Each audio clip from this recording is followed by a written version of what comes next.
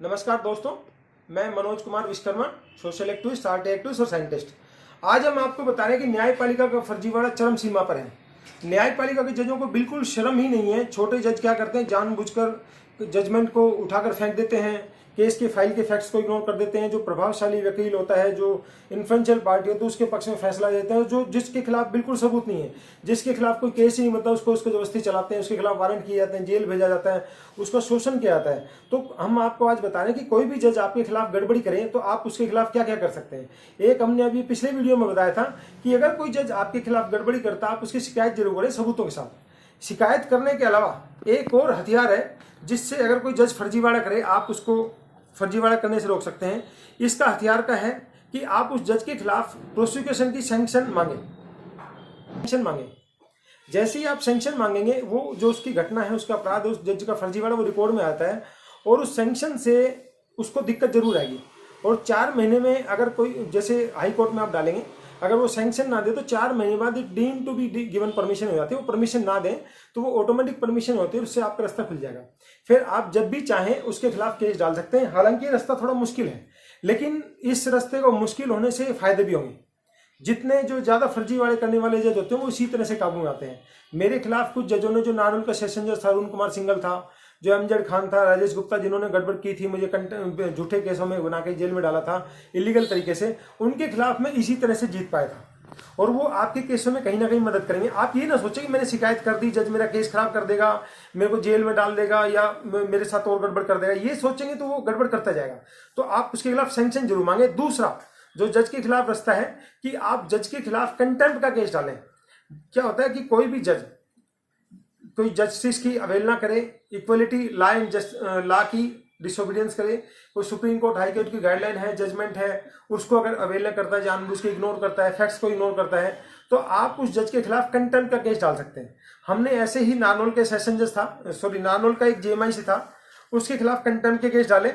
उसने क्या किया कि उसका प्लान ये था कि अपोजिट पार्टी के साथ मिलकर मुझे 70 मिनट तक इलीगल तरीके से डिटेन किया। और उसको डिटेन करने के बाद इतना ही नहीं किया, उसने 1 तारीख को 1/10/2018 को उसने मेरे केस का फैसला दिखाया, जबकि वो केस जो जजमेंट थी उसने लिखी नहीं। 5 तारीख तक उसने वो जजमेंट नहीं लिखी।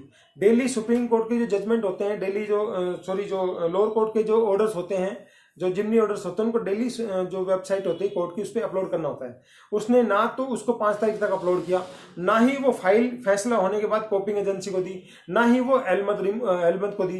तो एलमद को इसलिए नहीं दी, कॉपिंग एजेंसी ने, अगर उनको देता तो उसको पता चल जाता कि इस जज ने जजमेंट नहीं लिखी है। और वो जजमेंट उसने 5 तारीख को अपलोड की, क्योंकि वो उसने लिखी नहीं थी, इलीगल तरीके से सारा काम किया था। तो उस जज के खिलाफ हमने 2 कंटेम्प्ट के केस डाले। जो जज जेल में इलीगल तरीके से डालकर मेरी हत्या करने के सपने देख रहा था। हत्या करने की कोशिश करना बहुत बड़ा अपराध होता है। उस जज के खिलाफ, जो उसकी जो फर्जीवाड़े को काबू करने के लिए मुझे जो जज के खिलाफ मैंने 2 कंटेम्प्ट के केस डाले, इससे मुझे बहुत बड़ी मदद मिली है। आप देख सकते हैं, ये हमने 2 कंटेम्प्ट के केस लगाए थे। अनिल कुमार जज का नाम था, ये दूसरा केस है। क्योंकि जब तक आप इनके खिलाफ कुछ करेंगे नहीं ना, इनको समझ में आने वाला नहीं है।